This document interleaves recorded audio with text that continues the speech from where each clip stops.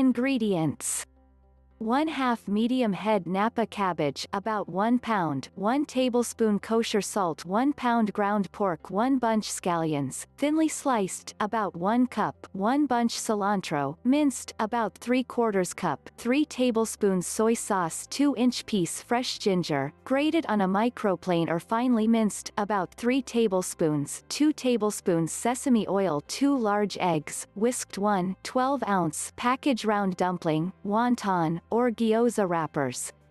Instructions. Instructions for assembling dumplings. Slice the cabbage and mix with salt. Slice the half head of cabbage down its length through the root to make 2 quarters. Then slice each quarter into very thin strips, cutting crosswise. Toss the slices with the salt in a large mixing bowl and set aside for 5 to 10 minutes. Squeeze the liquid from the cabbage. While it rests with the salt, the cabbage will start to release liquid. When it's ready, grab handfuls of the cabbage and squeeze out the water. Transfer the squeezed cabbage to another mixing bowl.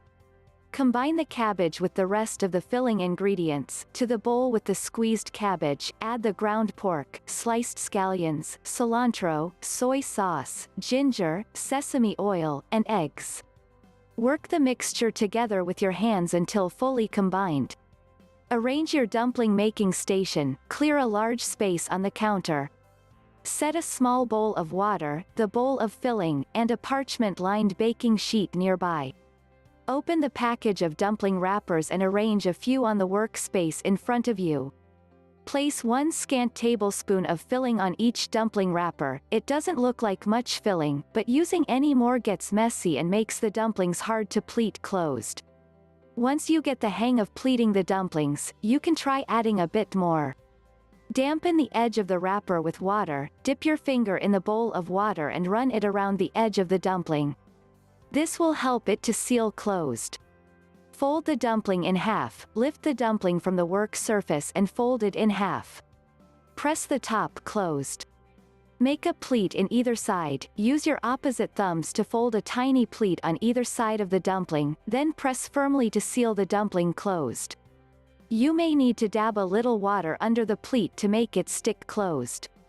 Repeat with all the wrappers and filling. Continue filling and pleating the rest of the wrappers using the remaining filling. This is where having a few extra hands comes in handy. As you finish each dumpling, line it up on the parchment-lined baking sheet. Cook or freeze the dumplings. You can cook the dumplings immediately, or freeze them on the baking sheet. Once frozen solid, gather them into a freezer container and keep frozen for up to 3 months.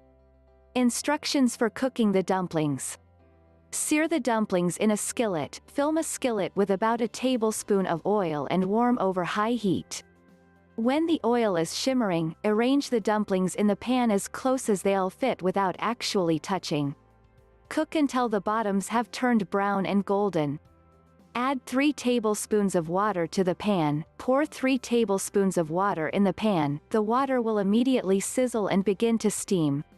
Cover the pan and lower the heat. Cover the pan immediately and reduce the heat to low. If your skillet doesn't have a lid, cover with a baking sheet. Cook the dumplings for 3 to 5 minutes if fresh, or 6 to 8 minutes if frozen. When done, the wrappers will appear translucent and noodle-like. The filling will be opaque and warmed through. You can cut one open to check. Transfer to a plate and serve. Transfer the cooked dumplings to a plate and serve with soy sauce or other dipping sauce. Recipe notes.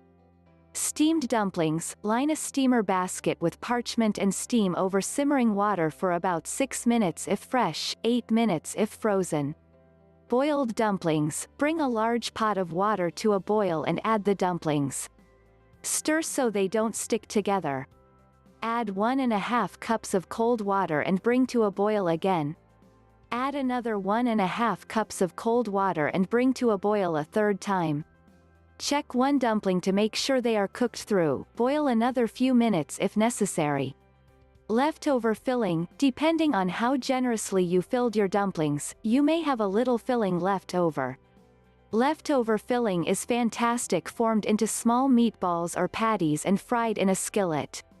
Serve them on top of salad or stuffed into pitas.